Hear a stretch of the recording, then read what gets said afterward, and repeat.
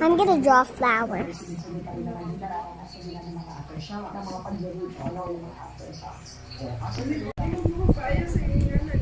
May mga logistical challenges po kasi halimbawa, ang Jensen Airport ay pinasara. So, wala pong landing or take-off from there. Paano po yung distribution? I know you have pre-positioned relief goods, ano?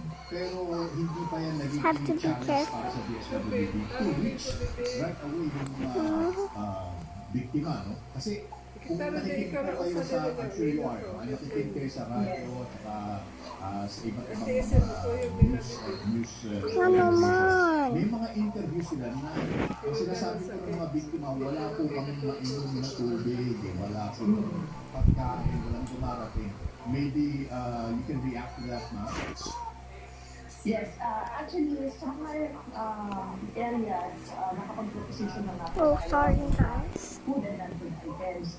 Kaya madali po no, na makapagulati tayo ng assistance kasi naka-proposition na nga po ito on the ground. He has no lips. How you gonna kiss? Very ugly. No kiss with him.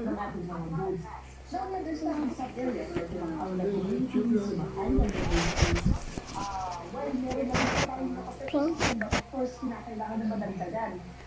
Sapagkat marami nga po apektado, lalo na dyan sa Gari. So what we're doing now is we're working with the armed forces sa Philippines.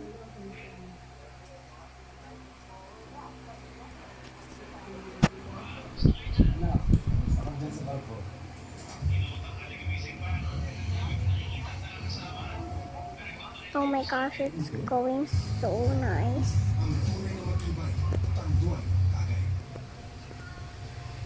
May babae pang naibo. Para, lang na ako ng Bakit mo na parang kumabot ka sa punto na parang gusto mo lang tapusin? Ang ibig mo sabihin, parang gusto mo There lang... you go. Ha? to end my life. It's To end nice. your life. Did you attempt to end your life? Green. Sabi nga nila, marami nangangarap na mga katulad. Sorry guys, I just stopped. There you go.